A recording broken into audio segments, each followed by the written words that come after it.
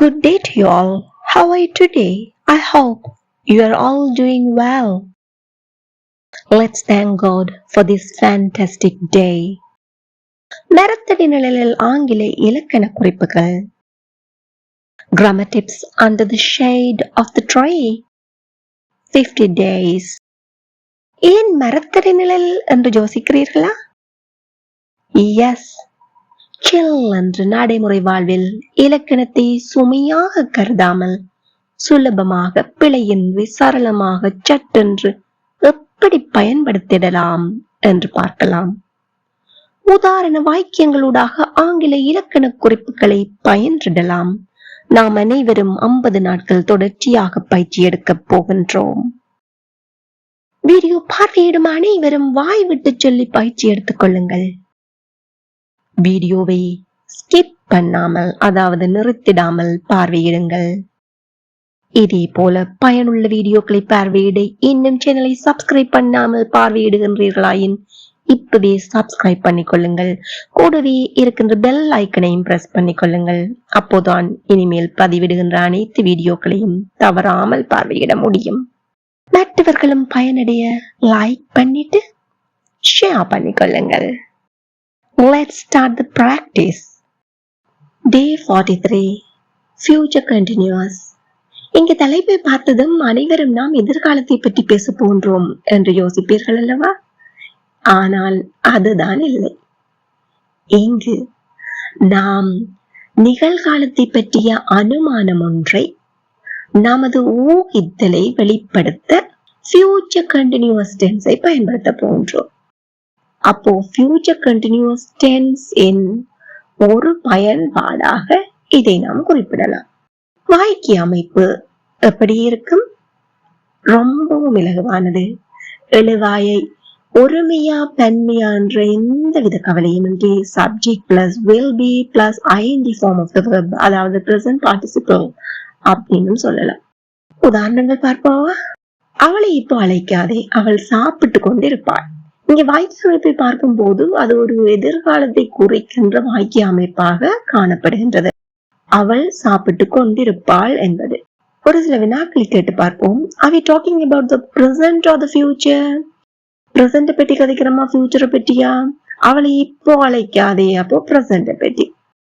Do I think she is eating now? Yes. How sure am I? Very sure. 99%. ஏன்? உதாரணத்துக்கு உங்களுக்கு தெரியும், ஒரு லஞ்ச் பிரேக் கண்டா அந்த லஞ்ச் பிரேக்ல நாங்க சாப்பிட்றோம், சாப்பிடாட்டிக்கு வேற வழியே இருக்காது. அப்போ உங்களுக்கு 99% ஷுவர். 100% கன்ஃபார்ம் இல்ல, but 99% sure. Why am I so sure?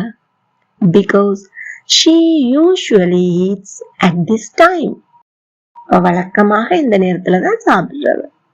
Am I making a deduction? நான் என்னுடைய அனுமானத்தை கூறுகின்றேனா அல்லது ஊகித்தலை கூறுகின்றேனா? Yes.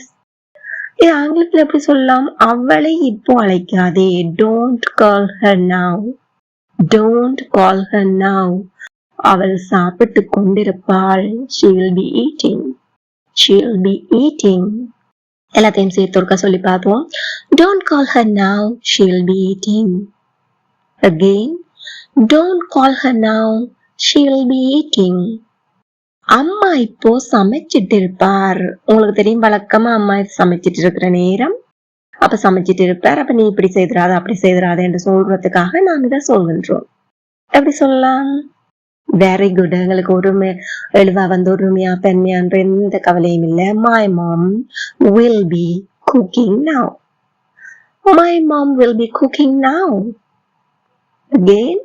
My mom will be cooking now. அவர்கள் அங்கே விளையாடிட்டு இருப்பாங்க.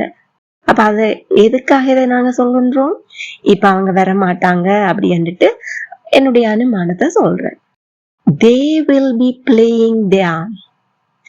They will be playing there. என் கூட சேர்ந்து வாய் விட்டு சத்தமா சொல்லி பாருங்க. They will be playing there. Very good. Let's see some more examples. Ramya இப்போ பிறந்த நாள் கேக் செய்துட்டு இருப்பா. Ramya will be making the birthday cake. Ramya will be making the birthday cake. Ramya will be making the birthday cake. அவர்கள் இப்போ மண்டபத்தை ஒழுங்கு பண்ணிட்டு இருப்பாங்க. இது நம்முடைய அனுமானம் தான். அது எப்படி சொல்வோம்? Very good. They will be arranging the hall. They will be arranging the hall. Again, they will be arranging the hall. They will be arranging the hall. என்ற பிள்ளைகள் இப்போ தூங்கிட்டு இருப்பாங்க. என்னுடைய அனுமானம். எப்படி இதை சொல்றேன்? My children will be sleeping. My children will be sleeping.